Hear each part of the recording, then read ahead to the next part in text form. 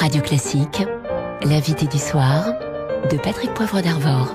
Cet invité est donc Marine Le Pen, présidente du Front National. Bonsoir. Bonsoir. D'abord une réaction sur cette catastrophe aérienne qui vient de faire 150 morts dans les Alpes. Bon, je crois que tout le monde est évidemment effondré de cette catastrophe. Une pensée émue pour les victimes et pour les familles. Maintenant, il faut laisser l'enquête se faire, voilà, et que personne ne se prenne pour des enquêteurs à la place des enquêteurs. Le Premier ministre Manuel Valls qui décide d'arrêter sa campagne, et vous ? C'est-à-dire que j'aurais aimé qu'il ne la commence pas, sa campagne, parce que c'est pas son rôle. Son rôle, c'est d'être Premier ministre et de s'occuper de la France, qui va très mal au cas où ça lui est échappé. Et il est un peu chef de la majorité, donc c'est pas anormal qu'il se défende. Non, il est tout à fait anormal qu'il prenne la tête de ces élections départementales, surtout avec le ton qu'il a utilisé, en déclarant qu'il fallait stigmatiser des millions d'électeurs, en jetant les Français les uns contre les autres, en insultant, en ayant un comportement hystérique. Non, rien de ce qu'il n'a fait n'était normal et n'était admissible dans une république et dans un état de droit bien tenu. Par conséquent, encore une fois, s'il l'arrête, écoutez, tant mieux, parce que, encore une fois, il n'aurait pas dû la commencer. Alors, cette campagne, en effet, est assez dramatisée, à gauche comme à droite, et en général, c'est d'ailleurs autour de vous que tout se passe, et maintenant, c'est des têtes de mort qui apparaissent, puisque, dans un premier temps, Manuel Valls a dit que le Nini était mortifère, et puis ce matin, devant le groupe UMP à l'Assemblée, Nicolas Sarkozy a estimé qu'il fallait attaquer le FN brutalement, frontalement, car c'est une question de vie ou de mort pour son parti. C'est quand même beaucoup d'importance, vous donnez, non ? Oui, c'est surtout beaucoup de violence, beaucoup de brutalité. Enfin, je veux dire, la politique, ce sont des combats d'idées, ce sont des combats de projet contre projet. Cette manière, comme ça, maintenant, d'attaquer personnellement les gens, d'utiliser des mots qui sont là, des mots... Là, c'était pas personnel, c'était sur les idées. Non, mais qui sont quand même extrêmement violents. Il faut attaquer brutalement le Front National. Et dans le même temps, il refuse de débattre avec moi. Alors, faut savoir, si vous voulez. Moi, je suis désolé, mais enfin, c'est un comportement de poltron. S'il veut combattre, il a qu'à venir débattre avec moi. Monsieur Estrosi disant, le Front National, le PS est un adversaire, le Front National est un ennemi. Un ennemi. Mais moi, mon seul ennemi, par exemple, c'est l'État islamique. Daesh, c'est mon ennemi. Mais moi, j'ai pas d'ennemi en France. Pas un seul électeur, qu'il soit communiste, socialiste, UMP, je ne le considère comme un ennemi. Toutes ces mots sont quand même des mots très graves de la part de gens qui ont été ministres, qui ont été anciens présidents de la République, qui sont premiers ministres. Voilà. Et c'est tout à fait injustifié. Mais c'est un aveu. L'aveu que fait Nicolas Sarkozy, c'est qu'en réalité, en faisant cela, il défend son propre cas. C'est ça la raison de la dramatisation, les appels à la République, aux valeurs, etc. Il n'en croit pas un mot. D'ailleurs, Jospin avait dit, tout ça c'est du théâtre. Bon, il n'y a jamais eu de menace fasciste, tout ça c'était totalement bidon. Tout ça est bidon. La réalité, c'est qu'ils ont peur pour leur place, pour leur poste, pour leur mandat. Ils ont peur de perdre le gâteau qu'ils se sont partagés, UMP et PS, pendant des décennies. Et que vous aimeriez bien, à votre tour, croquer un peu aussi. Non, dont j'aimerais les déloger, parce que moi je veux rendre le pouvoir au peuple français. Je veux leur prendre pour le rendre au peuple français, qui a vu sa souveraineté être bradée à l'Union européenne, qui ne peut plus décider, qui entre sur son territoire, contrôler ses frontières, avoir une monnaie, décider de son budget, avoir des lois qui soient supérieures en autorité aux directives des technocrates. Voilà, c'est cela que je veux faire. Nous n'avons manifestement pas du tout les mêmes objectifs. Marine Le Pen, parlons un peu chiffres, puisque les candidats Front National seront présents dans à peu près un canton sur deux au second tour, ce qui n'était pas imaginable il y a 3 ans, par exemple, lors des derniers renouvellements. Est-ce que l'objectif de 100 élus et peut-être d'1 ou 2 départements reste valable pour vous, du département Front National ? Moi, je me suis jamais donné d'objectif, je fais pas de pronostic. D'ailleurs, très objectivement, heureusement. Je devrais peut-être prendre la place des sondeurs, parce que j'avais dit à 20%, je considère que ce serait un succès, à 25%, ce serait un triomphe. Pourquoi ? Parce que faire dans une élection locale où nous n'avons pas de sortant, ce qui est un handicap considérable, où nous avons un déficit d'implantation locale, car elle est très récente, le même score que dans une élection nationale à la proportionnelle, c'était inespéré. En même temps, on vous dira que 25%, c'est autant qu'aux dernières européennes. Mais non, pas pu avoir non, une marge parce que ce sont des élections locales, c'est pas du tout la même chose, c'est pas du tout la même configuration. Et de surcroît, nous faisons 430 000 voix de plus qu'aux européennes. Donc c'est un vrai très grand succès du Front National. J'espère avoir le maximum d'élus. Je ne sais pas combien nous en aurons, mais le maximum. Je n'ai jamais envisagé que nous puissions gagner un département, mais comme tout le monde a l'air d'y croire, je finis par y croire moi-même. Les gens parlent de l'Aisne ou du Vaucluse. Je finis par y croire moi-même, mais c'est vrai que nous avons fait... Votre entourage, vous pensez Nous avons fait dans un certain nombre de départements des scores tout à fait spectaculaires. C'est vrai dans l'Aisne, c'est vrai dans le Vaucluse, c'est vrai dans le Pas-de-Calais, c'est vrai en Haute-Marne, c'est vrai dans le Gard, c'est vrai dans le Var. Voilà, je crois qu'il se passe quelque chose. On est en train d'assister à une vraie refonte comment dire, la politique est totalement remodelée. C'est fini la bipolarisation. Donc il faut qu'ils s'y fassent. C'est pas la peine de s'agiter, de taper de leurs petits poings par terre. Ça sert à rien. Et c'est fini. Voilà, la bipolarisation UMP-PS c'est terminé. Donc il y a un troisième grand parti qui s'appelle le Front National. Ou alors il y aura on va assister à une rebipolarisation. D'un côté le Front National, défenseur de la nation, et en face l'UMPS, défenseur du mondialisme. C'est un peu ce qui est en train de se passer, car je vous signale que malgré le nini de Nicolas Sarkozy, d'abord il est absolument pas suivi, toute une série de responsables de l'UMP appellent déjà à voter UMP, à voter PS, et même font mieux.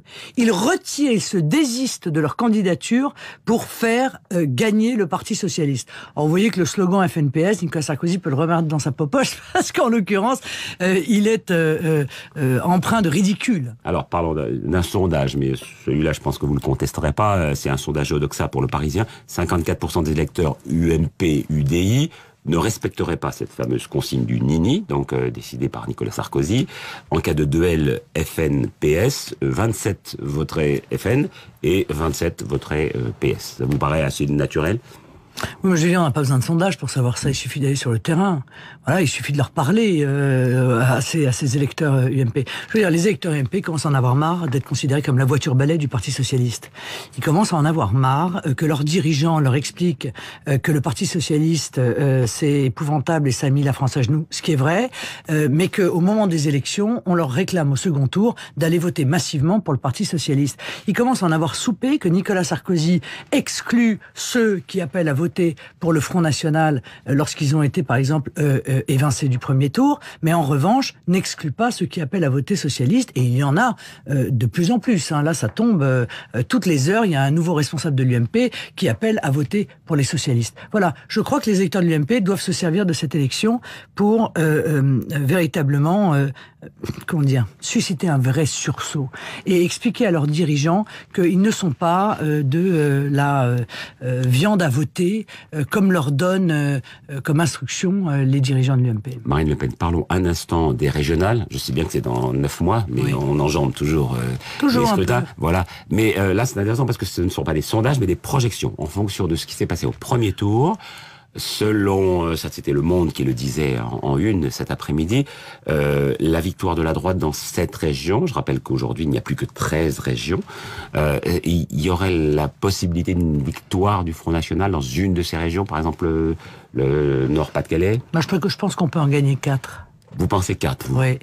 Je pense que, compte tenu des projections des départementales, et sachant que l'élection régionale est beaucoup moins une élection locale, beaucoup moins une élection de sortants que ne le sont les départementales, nous pouvons gagner 4 régions. Donc vous mettez Nord-Pas-de-Calais, Picardie, plus oui, l'Est, le Sud-Ouest, et la PACA, bien sûr. Alors justement, votre stratégie telle qu'on l'a vue, en tout cas ce qui se passait dans les urnes depuis une vingtaine d'années, c'est d'abord une forte implantation en Méditerranée, un peu aidée par les Pieds Noirs, qui étaient un terreau naturel pour vous. Après, il y a eu le Nord-Pas-de-Calais, et vous y avez contribué.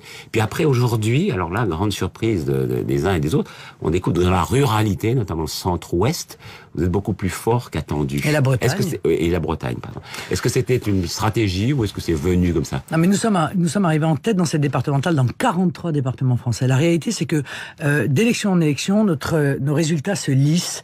Et ça, c'est la démonstration d'une seule chose, c'est que nous sommes sur le point d'arriver au pouvoir. Voilà. Lorsque un mouvement est sur le point d'arriver au pouvoir, ses résultats se lissent, que ce soit en termes de catégories socio-professionnelles ou que ce soit en matière de territoire. C'est pour moi une démonstration très forte que nous ne sommes plus loin. Sauf que votre socle est fort, visiblement très uni, mais en revanche, le socle de ceux qui vous détestent est très fort aussi. Ça, on verra.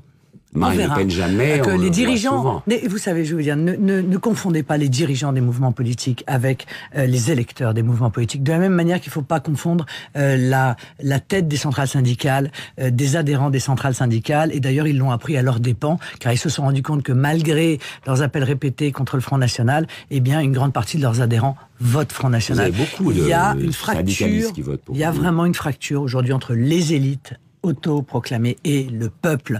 Les premières ne comprennent plus du tout les préoccupations du peuple. Et je crois que la grande force du Front National, c'est d'être du côté du peuple et pas du côté des élites. Quelles sont les consignes du Front National en cas de duel, justement, FNPS, même si vous dites que c'est le même parti UMPPS. UMPPS. Oui. Liberté. Liberté. Arrêtons de prendre les électeurs pour des enfants. Les électeurs sont libres, ils sont grands, ils sont vaccinés, ils se décident tout seuls, ils ont besoin de personne. Moi, je trouve que c'est ça le vrai respect de la démocratie. Vous présentez un candidat, votre candidat n'arrive pas au second tour, eh bien, les électeurs sont libres, y compris les vôtres, de voter comme ils le souhaitent. Donc vous auriez aimé que Nicolas Sarkozy, par exemple, dise à ses électeurs, liberté aussi, choisissez pour... Je sais pas, ça me paraît ce qui est, encore une fois, de plus démocratique. Mais en plus, il donne une consigne de vote dont il sait pertinemment, en sous-main, que de toute façon, elle n'est pas suivie, et même pas en sous-main. Publiquement, il est désavoué par ses cadres, par ses élus, et même par ceux qu'il a nommés en numéro 2, puisque Madame Kosciusko-Morizet a dit elle-même que, en toutes circonstances, elle voterait pour le PS. De la même manière que les sénateurs, de la même manière que les députés. Quel est l'intérêt de donner une consigne si personne ne la respecte, à part démontrer que vous n'avez plus aucune prise sur votre propre camp? Est-ce que vous pensez que vous avez réussi cette opération de dédiabolisation du Front National? Moi, ça me paraît évident. Je veux dire, il n'y a plus que les élites qui, lorsqu'ils voient les résultats, essayent de s'accrocher à ce barrage qui est dérisoire, qui est complètement artificiel. D'autant qu'il faut se méfier des barrages parce que ça fait monter le niveau de l'eau. Est-ce que votre père le prend bien? Parce que dédiabolisation, ça veut dire qu'avant, il y avait le diable. Non, ça veut dire qu'on nous a mis la tunique du diable sur le dos et que tout ça était profondément injuste. Et par conséquent, tout ce qui va dans le sens de la justice et qui permet d'arrêter cette caricature permanente du Front National est évidemment positif. Il en est évidemment heureux, bien sûr. Vous êtes en tout point d'accord avec lui? Non, je suis pas toujours en tout point d'accord. Parfois, par exemple, il considère que parlez-en en bien, parlez-en en mal, l'important c'est qu'on en parle. Moi, j'aime pas qu'on parle en mal du Front National, en tout cas quand ce sont des mensonges, quand ce sont des diffamations, des calomnies, parce qu'encore une fois, je veux dire, je pense que le Front National a vraiment un comportement d'une rectitude, d'une pugnacité, d'un courage et d'une loyauté totale à l'égard du peuple français. Mais vous êtes d'accord pour dire quand même qu'il y a eu un certain nombre de candidats qui ont dérapé. J'ai vu sur certains tweets des gens qui disaient sortie de mosquée, accélérée ou ralentissez. Vous avez raison, mais des comme ça, il y en a dans tous les partis. Sauf que l'ensemble du système, si vous voulez, montre ceux du Front National. On montre pas ceux du Front de gauche, ceux de l'UMP, ceux du PS, etc. Je veux dire, tout le monde peut avoir des brebis galeuses. L'important, c'est comment est-ce qu'on se comporte face à elles. Moi, je les tout de suite. Voilà. Moi, je les transfère devant la commission de discipline et en règle générale, ils sont systématiquement exclus. J'aimerais que les autres mouvements fassent de même. Moi, je remarque qu'on a investi à l'UMP des gens qui avaient un parcours pour le moins critiquable. Je parle même pas du PS parce que là, la liste est trop longue. Tout le monde change de nom en ce moment dans les partis. Vous-même, on avait dit que vous vouliez changer le Front National, le titre, le sigle du Front National, et que votre père s'y opposait. Finalement, vous restez Front National ou... Écoutez, pour l'instant, moi j'ai toujours considéré que c'était pas un sujet tabou, mais que, en l'occurrence, ça ne me semblait pas d'actualité. Je pense que dans une vague telle que celle qui nous porte, je suis pas sûr que ce soit tout à fait d'actualité. Mais si on avait voulu changer de nom, on n'aurait pas pris les Républicains. Ils n'ont pas encore décidé. Non, mais ça m'étonnerait pas de Nicolas Sarkozy. Vous vous souvenez, on l'appelait Sarko l'américain. Vous trouvez que ça a fait un peu trop référence? Maintenant, c'est Sarko le Qatari. C'est plus pareil. Bon, ça a un peu changé, mais ah oui, c'est vraiment les Républicains, c'est vraiment les Américains. Hein. Merci Marine Le Pen. Dans un instant, le flash de 19h30 avec Béatrice Mouridine. Merci à vous.